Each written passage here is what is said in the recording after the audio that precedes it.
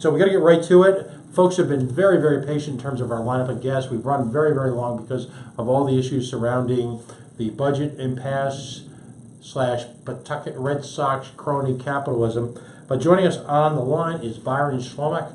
He is the policy director of an organization called the 1889 Institute, working in conjunction with the Goldwater Institute, no stranger to the coalition. They have come across what I think is a pioneering, fascinating study. He talks about the importance of the cost of living and policies to address it. Bryon, thank you so much for your patience tonight, and thank you for joining the coalition live on Skype. How are you tonight? I'm doing great. It's great to be with you. Thanks for having me. No, absolutely. Folks, if you go to our Facebook announcement on the show, you'll see a direct link to the Goldwater Institute as well as a copy of the study. We will be putting a copy of the study up on the coalitionradio.us website this weekend so you can download it. Let me see if I can get my arms around this, because this to me, this is what we call at the coalition an onion issue. And what I mean by that, as you peel away the different layers, additional layers of import are exposed.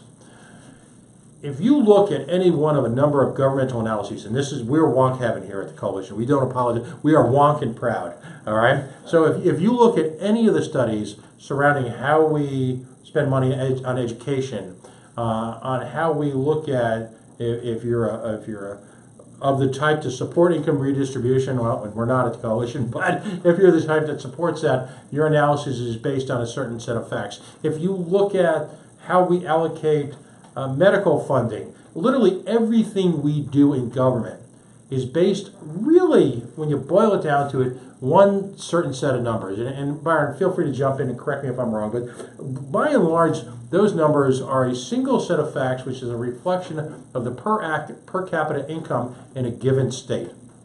What Bryon's study does is essentially point out the fraud in that, and I mean that in the most gentlest way possible, because ultimately, and this is one of those issues, and it's so much more complicated than this my simple recitation of it, but this is one of those issues where when someone articulates it to you, it's been in the back of your mind. You weren't clear on how to look at it, certainly how to analyze it, but the big issue here is that when we look at states, we simply fail to analyze, or traditionally we fail to analyze, the impact of the cost of living in that state, and then as a result, how we should look back on those numbers. Is that a fair analysis?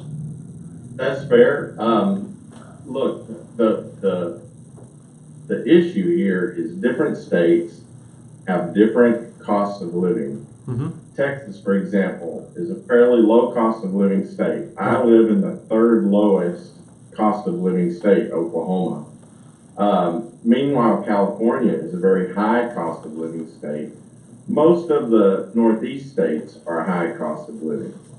There are several issues that arise when you start considering the cost of living. One is, mostly Northeastern states are considered more prosperous than, say, Oklahoma, and even Texas, even though Texas has been growing a lot. Because you look at the per capita incomes in the Northeast states, you look at the per capita income in California, and you think, wow, those are wealthy states. And let me jump in for a second. There's a certain, and I'll use the word, there's a certain element of what I'll call economic bigotry in that, because living in the Northeast as I do, you use the example of Mississippi throughout your paper. We look down on Mississippi because it's quote unquote a poor state. And That's right, the poorest. And yet, I've got the feeling after reading through most of your study that the people in Mississippi, every time they hear that are laughing at us because they actually know better, don't they? I think they do. The cost of living in Mississippi is the lowest in the country, and because it's the lowest in the country, their dollars stretch a lot farther than Californians' dollars do, and so they're better off than California once you adjust for the cost of living. Mm-hmm. They're better off than Rhode Island. They're better off than a lot of states once you adjust for the cost of living. And Oklahoma, which in the personal income per capita statistics ranks 29, once you adjust for cost of living, we rise to 12th. Mm-hmm. Texas goes to 7th. from 25th to 7th. And most of the Northeast states that are in the top 10 under the traditional statistics drop out of the top 10 and drop considerably. And so Oklahoma is better off than Massachusetts, as it turns out. Right. Once you adjust for the cost of living.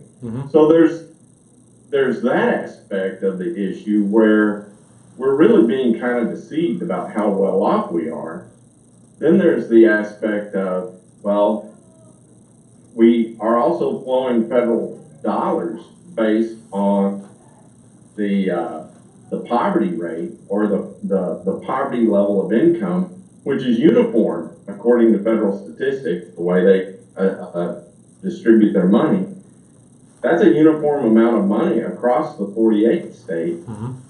But of course, the federal poverty level of income doesn't go as far in Rhode Island or New York or California as it does in Mississippi, Oklahoma, and Texas. So in many respects, as I argue in the paper, blue states, the relatively liberal, high-cost states, actually get hosed a little bit when it comes to their share of federal money, while the red states, because we're low cost and people are actually doing pretty well at the federal poverty level, or relatively well, we're getting a lion's share of the fund. But on the other hand, high cost of living states, it's their own fault. It's their policies that have driven up the cost of living there. Right, and that's by and large one of the significant takeaways. Now you point out quite adroitly, and when you talk about gross domestic product, first off, I've seen very little, I'll call it non-academic research focused on the gross domestic product of an individual state. We typically look at the GDP of the nation. In terms of literature aimed at the average person like myself, you see very little conversation about it. You dive right into that. Reducing the cost of living, that is making government more effective and government less intrusive, ultimately, while it may not increase the raw GDP numbers, the carrying strength of that GDP is exponentially increased, correct? That's exactly right. If you drop the cost of living in California by 10%, which sounds like a lot, but it still wouldn't be down to the level of the cost of living in Oklahoma. But if you drop their cost of living by 10%, that's the same as increasing their GDP by 10% in terms of spending power. Right. And they're better off by 10%. And the other thing that's happening with these high cost of living states is people with relatively modest income just really can't survive. And so they're leaving those states. They're coming to states like Oklahoma. Right. And there are positives and negatives to that, but the bottom line is that what seems to be happening is relatively wealthy, and as it turns out the way they vote, relatively liberal, people are being left behind, and they're voting in policies that actually make the situation even worse. Like, for example, minimum wages. And so a lot of these states that are high cost of living states have relatively high minimum wages, and that, according to the statistics, the analysis that I've done, actually contributes to the problem, which of course makes sense that it would. And so it's a phenomenon that seems to be feeding on itself, partly out of ideology, partly out of the mistaken idea that everything is ultimately about GDP. Yeah, you get the statistics, the raw statistics. California looks like it's doing really well. It's one of the biggest economies in the world if it were its own nation.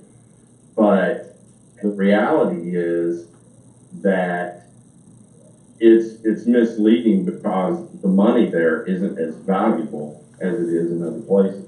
Now, you cite several reasons, and You and I didn't have a chance to speak going into this, but for the record, I'm the chairman of the Rhode Island Libertarian Party, so I have a feeling you and I are going to agree on a lot of things today. I'm smart like that. I got that sense. Anytime government and let's use college tuition as an example.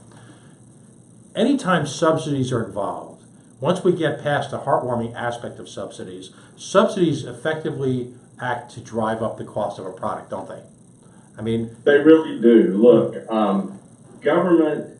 It's interesting. I wrote an essay a long time ago about, is government just unlucky, or just what exactly is going on? Everything government touches, they have more inflation in that area, like healthcare, higher education, public education, than in any other area in the economy. And the story is basically, look, when the government subsidizes a particular area in a big way, people run up the prices.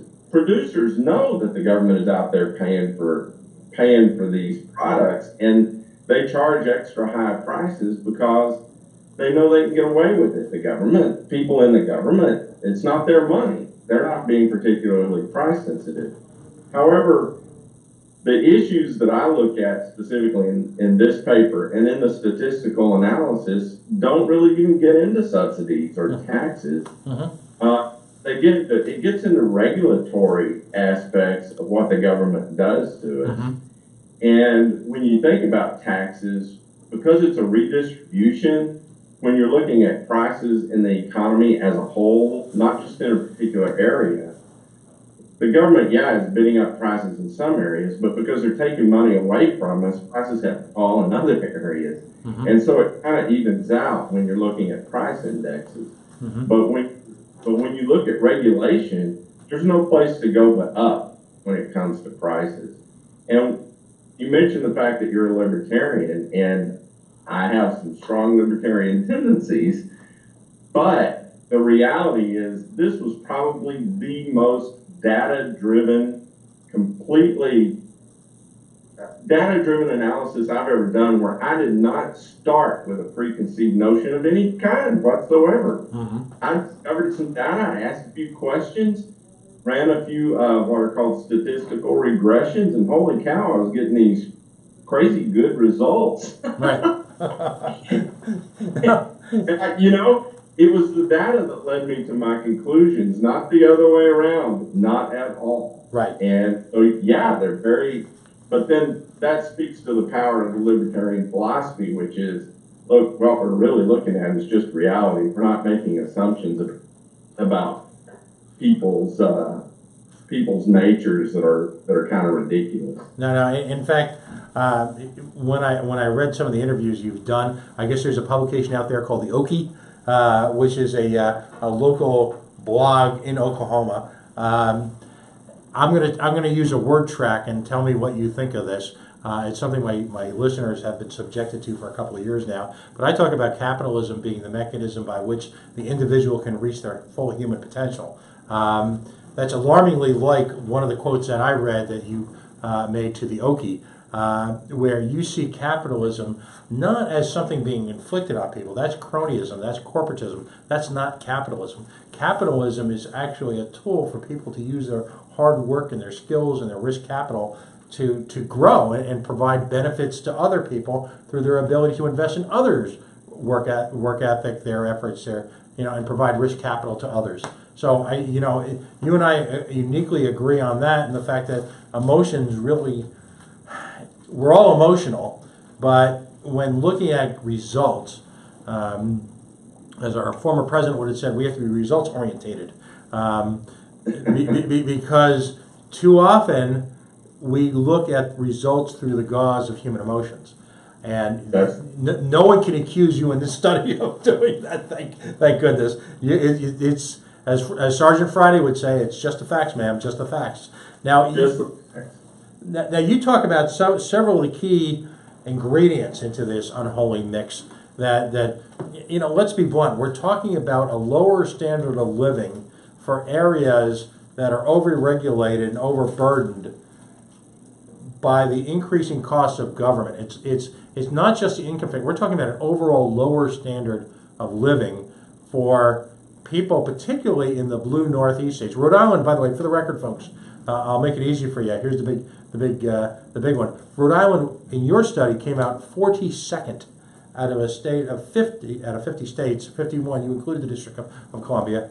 Despite the fact that we're in the center between Boston and New York, despite the fact that we're a coastal state, you should be drawing economic advantages from that. Despite the fact that we have Ivy League and top universities here in the state, despite all of that, our insistence on regulation and governmental burdens really, let's be blunt, have lowered our standard of living. And that's really what it comes down to for you, isn't it?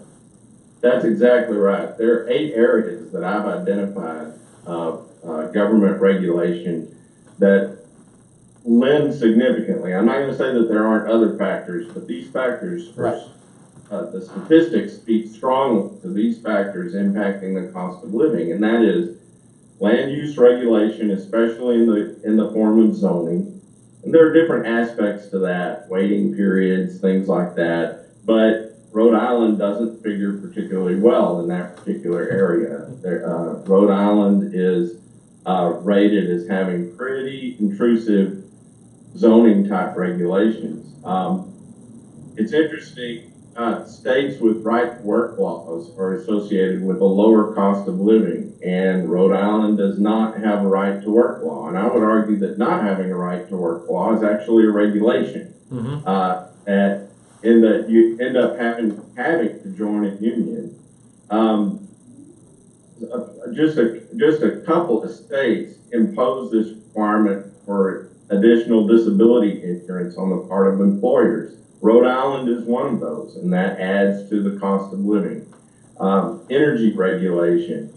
Rhode Island isn't too bad in that area, but the more regulated you are, the more monopolistic your energy market is, and we're talking mainly about electricity here, the higher the cost of living. If you have a higher minimum wage than the federal minimum wage, the higher the minimum wage, the higher the cost of living. And Rhode Island is in that camp with that relatively high minimum wage. Mm-hmm. Startup and filing costs for businesses, that's another area that Rhode Island is lacking in. It imposes relatively high costs. And I know I've talked to people about this, and they say, well, look, those costs really aren't that high. But those tend to be also associated with delays in getting a business started, and that adds to the cost. Imposing additional family leave regulations, again, Rhode Island does that. And then an area where, surprisingly enough, Rhode Island is strong in. In other words, it's on the positive side of the ledger, is a lower percentage of its workforce is licensed than many states, including Oklahoma. That is one area Oklahoma could improve in a lot. In fact, we had the percentage of our workforce licensed that Rhode Island does, it'd be equivalent to putting probably about $1,000 in every man, woman, and child's pocket in this state. But so that's one area where Rhode Island has a strength. I don't know if that's because of its size and because of the accessibility to other states, and maybe the license profession in those states or what, but only about less than 15% of Rhode Island's workforce is licensed, whereas almost 22% in the nation is licensed.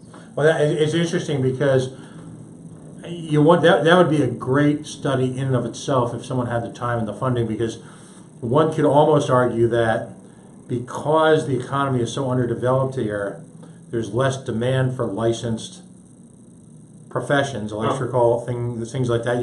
The tricky thing about economics is that there are so many countervailing trends that require to be boiled down, and that's, we're engaged in one of the things that made us so long tonight was that we're engaged in this battle against a major a baseball subsidy, a baseball stadium subsidy, and a lot of the, obviously as a libertarian, I'm direly opposed to that. I mean, we're talking about $40 million, which for a state like Rhode Island is real money.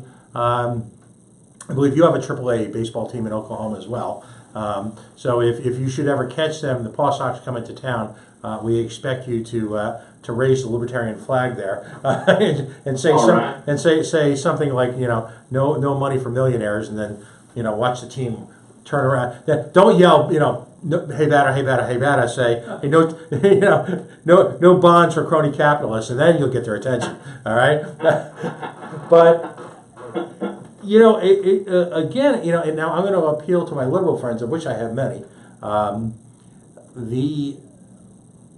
If the overall concern, and again, I get back to the standard of living argument, if the overall concern is the standard of living to people across economic boundaries, what I find fascinating about your study is that it gives lie to the notion that we are somehow helping these people by protecting them with all these laws, isn't it? Oh, absolutely. We are definitely hurting people. In fact, what we're doing is we're helping those who have higher incomes. The way I put it is, it's like the people who are relatively wealthy have climbed up a rope ladder of success and have pulled the last few rungs up behind them. Mm-hmm. And because what you've done with zoning is you've made housing more expensive. Right. So if you're relatively well off, you've got your house, you've got your little piece of heaven, but you're supporting zoning which denies someone else their piece of heaven at a lower price than they can get in your state now because of your regulation. Same sort of thing with minimum wages, which overwhelmingly favor middle class and upper middle class teenagers more than anybody else, but they hurt all the other teenagers out there. And so there again, you pulled up a rung of the rope ladder of success and denied other people that first rung to get up that ladder. Right. And ultimately, I think what's happening is these blue states, they're kind of assuaging their guilt a little bit by offering even better social benefits. But guess what? They may offer better social benefits, but because of the high cost of living, they probably don't go as far as we'd like to think that they go. Right. And consequently, a lot of those folks are moving to states like, again, Oklahoma, the southern states, Florida, Alabama, Georgia, these relatively less regulated states. Even so, you look at per capita incomes, and again, Rhode Island is 18th if you look at just the standard statistics in terms of personal income per capita in the nation. As you mentioned earlier, Rhode Island drops to 42nd when the cost of living is taken into account. Realize that puts Rhode Island behind Kentucky. It puts Rhode Island behind Mississippi. It puts Rhode Island behind Alabama, Arkansas, as well as Florida, and even behind Louisiana. And so, holy cow. Rhode Island is only hurting itself ultimately with these regulations, and everyone in that state would actually be better off, except for the very wealthy who, in my little town of Piedmont, Oklahoma, where I live, someone was recently appointed, as it turns out, to the city council, and they said something about wanting more developments that were 5 acres or more per house. Basically what they're doing is they're saying, I don't want to live around poor people. Right. And that's kind of happened in the Northeast. It's kind of what's happened in California. Right. An example that I'll use, this actually happened in Boston a few years back. Walmart attempted to enter the city of Boston. And because of the politics surrounding the Walmart name, you had all the self-righteous folks getting up and saying, I refuse to shop at a Walmart. Well, of course, that's your choice. As someone in a free market, you have the choice that if you choose to avoid a certain business because of social issues, God bless America. But the mayor, the late mayor, a guy named Menino, often referred to as Mumbles Menino, refused to very high-minded, refused to grant Walmart the permit because of their politics. And I pointed out at the time that talk to a single mom who currently lives in what's called a food desert in a city where there are no independent or larger supermarkets, who has to go to a bodega, local, corner store and pay $5 for a quart of milk. Tell the single mom how self-righteous you are when she could go to Walmart and pay $2 for a gallon of milk. And that's the beauty of the free market, because ultimately, you by allowing Walmart, as distasteful as you may or may not find their business practices, but they're legal, allowing them in, you've effectively, by your argument, increased the reach of the gross domestic product in that particular microeconomy. And I can't think of a more compelling example of how politics and a sort of a perverse form of economic racism, I'll call it that, that's not your words, mine, all right, actually create a situation where those that we purport to help are being desperately harmed. Desperately. Oh, exactly. Exactly. You're exactly right. Nearly everything that we do with social programs that are designed to help certain people, it's backfiring. You can go, oh my goodness, the writings of Thomas Sowell, the economist from the Hoover Institution, who happens to be black. Mm-hmm. I think that, to me, he has hit the nail on the head for years, where he pointed out, look, if you look at the statistics, every statistic, blacks were better off prior to the civil rights laws in the mid-'60s than after. Mm-hmm. And I think part of that is probably not the civil rights laws themselves that caused that. It's the Great Society that was implemented at about the same time. Mm-hmm. And because of the incentives that those benefits create, mm-hmm. we actually harm people, not help them. And he has pointed that out so eloquently over the years. Well, the late Senator Daniel Patrick Moynihan pointed that out. Now, he was considered a liberal lion, but he pointed out how the Great Society effectively destroyed the inner city and black or white family structure, and replaced it effectively with the welfare state. And that exactly. The family structure, which for many years had depended so much on churches and other forms of private family-based charity, now were destroyed and replaced almost exclusively by state-sponsored charity, which again drives up the cost of living, drives up the cost of doing business, and has this perverse impact. Another example I often use is in the Boston economy. Very little mention, and I'm not sure how much time you spend up in New England, but in Boston the economy is white hot. A lot of that has to do with the biomedical industry, with the great universities that are there. Folks very rarely talk about the need for the $15 an hour minimum wage there, for one simple reason. Because of this explosive economy, wage levels for folks with any skill set whatsoever are quite frankly higher than that. Because if you were to offer someone a $10 or $12 wage, you simply wouldn't be able to hire someone, because you've got, to me, the desired effect. A much more free market economy, say, than the rest of New England, coupled with some organic ingredients for success. Universities, the biomedical industry have created an economy where there is opportunity for all. And it's that, when I say all, it's not a function of race or religion, ethnic origin, it's a function of work ethic and skill sets. And so if the economy then is allowed to operate efficiently and deliver people an education that gives them the skill sets they need to then compete in that same economy, then all are served. But if we continue to try and structure an economy, have a planned economy, then eventually those gains are lost. And what it seems remarkable about your study is that it directly, empirically, being the operative word, supports just that. And that's what I think a lot of folks, for me, why I'm so excited by your work, a lot of folks like me, who are, again, sort of, armchair economists, wannabes, I've been starving for just that set of empirical data explained the way you do. You do a remarkable job, as does the Goldwater Institute. I'm now becoming familiar with the 1889 people, of making it accessible. And that's kind of the special sauce that's often lacking in academic pursuits. So I applaud you for that, and that's why we're going to do everything we can to get your study out, so people read it and take a look at it, and hopefully puncture some sacred, some urban legends and skewer some sacred cows, if you will. What, like, for example, talk to us. We only got a few minutes. We've gone way over, but I wanted so much to have you on the show. What is Oklahoma doing right now in terms of its economy? That's given it such a positive spin under this different perspective that you provided.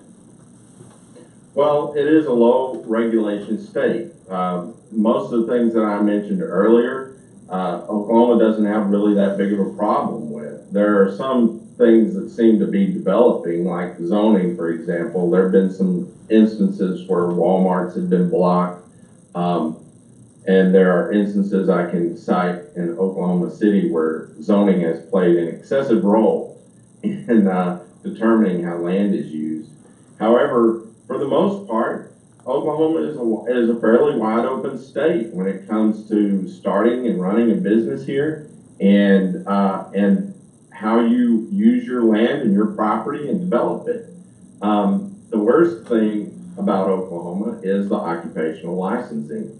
And in that particular area, they have a commission going right now where they're looking at ways to curb that. So they're already looking at what can we do to solve a particular problem. And this was something they started long before this study came out. Mm-hmm. And so that's the different perspective you have in Oklahoma and in a state like Texas, which is my native state, compared to states that are up in the Northeast.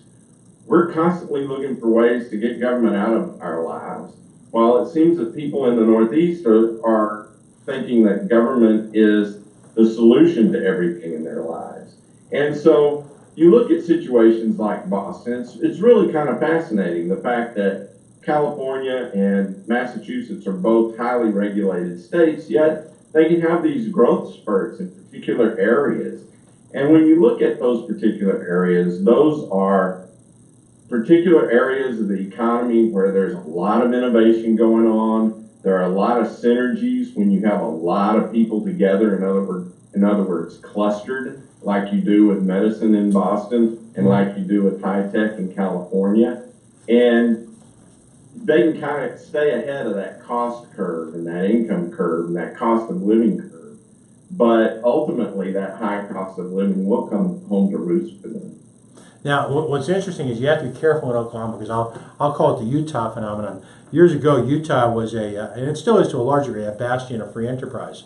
And mm-hmm. California's economy was crippled because one of the things that you point out is the cyclical nature of some of these economies. And the ebbs and flow of California's economy, particularly in the past with its extreme reliance on defense, led it to this up and down and up and down. So Californians all of a sudden saw Utah as this place to go. Low cost of living, high tech, explosive growth, great universities, great schools, solid family structure. So the problem is that the people from California who were so desirous of this moved to Utah, and guess what they brought with them? They tried to turn Utah into, California. Exactly. And the same thing happened out here with New Hampshire. There's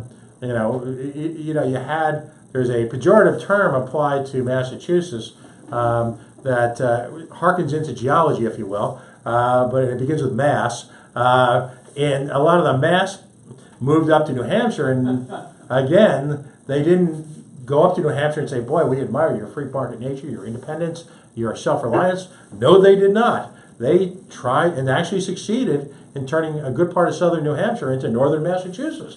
So I don't know how you break out of that cycle of violence, if you will, because that's a good question. And I know that's what you're describing happened in Colorado. It's happening in Arizona. Mm-hmm. It is happening here to some extent. Yes, there are a lot of Californians moving to Oklahoma, just like there are Californians moving to Texas. Texas is so big that it can absorb a lot of them. But if you look at Travis County, where Austin is, it's a little California. It's Portland South, Portland, Oregon South. And here's to me what the missing ingredient is. We've just spent, without getting into all of it, because my listeners have heard this before, but we've just spent the better part of 3 years arguing about subsidizing a baseball stadium, of all things. Now, the state of Rhode Island is broke. It's beyond broke. If there was a case to be made for a state going bankrupt, Rhode Island clearly, just in terms of its pension obligations, all the usual stuff. We were reflecting tonight on what's been missing from the argument. Astonishingly enough, after 3 years of back and forth, and it's kind of had its ebbs and flows, but we've just had two major Senate hearings here in Rhode Island where hundreds of people attended and testified. Not a single economist was to be found amongst them, particularly arguing on behalf of the baseball team owners. And it's this fundamental ignorance of basic economics. I'm not talking that you have to become a microeconomics expert. I'm not talking that you have to dive into any of that. I'm talking about good old Econ 101. Years ago it was Samuelson. I don't know who's doing the textbook now, but I'm talking about a freshman course in economics. Understanding price elasticity, understanding the substitution effect, understanding the marginal propensity to fill in the blank, understanding the multiplier effect, if you will, understanding how government money spent does not have the same level of exponential growth and a multiplier effect that, say, private money does. We're not talking about really complicated issues, are we? I mean, it's fun. For someone like yourself, it's almost laughable, but there's a stunning ignorance in this nation, not only of civics, I think we can all agree on that, but of fundamental baseline economics. That Econ 101 course we all had to suffer through in as a freshman in college, in between beers. My Jim, not yours, of course. But I agree. Look, economists have probably done a bad job, I would argue, of making the case for how strong our way of thinking really is. Mm-hmm. I think part of it is that there are plenty of economists who are ideologues first, and before they're economists, and I would put Paul Krugman in that camp, who despite their education in economics, despite all the data that they've seen, and frankly, economics is really just formalized common sense. Right. Despite the common sense they see, they still hold on to these sacred cows that they believe in, and it mixes the message from economics. And so I think because of that, some of the courses that economists teach are overly technical and lose people in a sea of detail instead of looking at the bigger picture and illustrating the real common sense and power behind economics. Right. But you're exactly right. Most people are unbelievably ignorant of economic reasoning. It's not that hard. My father's a medical doctor, and I would argue that in his own intuitive way, he was a better economist than most PhDs I've ever known. Uh-huh. And that tells you the tragedy of an over-reliance on equations and formalism in our profession. And frankly, like you say earlier, this paper probably could have been published in an academic journal, but only about a dozen people might have read it. Right. And it would have been written in such a way that a regular person wouldn't have been able to make heads or tails of it. And as it is, yes, I worked very hard at trying to make it accessible to the average person. And yeah, it has a technical appendix, but even that, I would argue, is written in such a way that anybody with even a smattering knowledge of the statistical methods used would read it and understand it pretty well. We certainly applaud your efforts. We've gone way over, but I just want you to talk to me. Folks who watch the show regularly are very familiar with the Goldwater Institute, a wonderful think tank that certainly, obviously by its name, was spawned from a very conservative mindset, but even organizations like the New York Times have applauded its humanity, its the common sense, the accessibility, and the real-world perspective it provides. Now, the 1889 Institute, I'm not that familiar with. I'm assuming your title spans from what the Sooners and the original land grab in Oklahoma. That's exactly right. But to just tell us a little bit about that and where folks can find your work on an ongoing basis. Sure, the 1889 Institute, we do research in a number of areas. We work at just producing research. We are not a lobbying organization. We're a 501c3 educational organization, and we look into areas like welfare, education, cronyism, and just overall economic freedom. We're a small organization. Basically, now that someone just left us, it's me and one other guy. Oh, but hey, it's the quality of work. It's That's right. But we can be found on the web. We recently put a new coat of paint on our website. It's the 1889institute.org. Leave off the V. 1889institute.org using the digits. And like I say, I'm proud of the new look of the website. It's easy to find material on. It's designed to be user friendly. We have a number of different resources. Most of it's focused on Oklahoma, but not all of it is. And this paper in particular, I'll be posting on our website as well as Goldwater having it on their website. Great. Well, again, we applaud your efforts. It's great stuff. I hope you'll put us on your mailing list and keep us apprised of anything you're doing.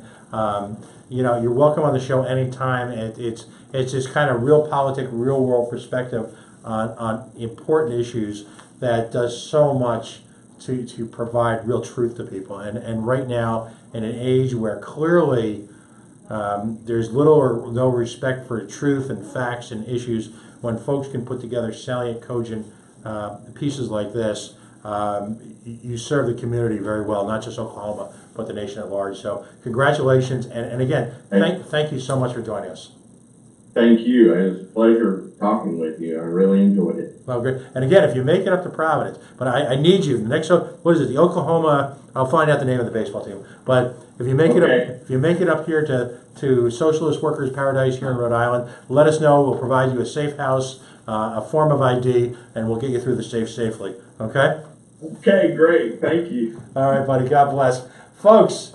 Okay. Again, we're talking with Bryon Schlomach of the 1889 Institute, who published, and we're going to put up the study on the website, a fascinating look and analysis of the realities of income numbers,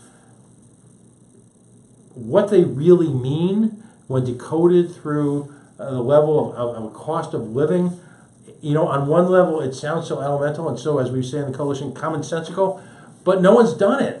And it changes everything. It really changes your perspective on just about everything we do. And the notion that someone actually took the time to provide empirical evidence to some of my long cherished heartfelt beliefs, I am grateful for forever. So, folks, we're running about 25 minutes late.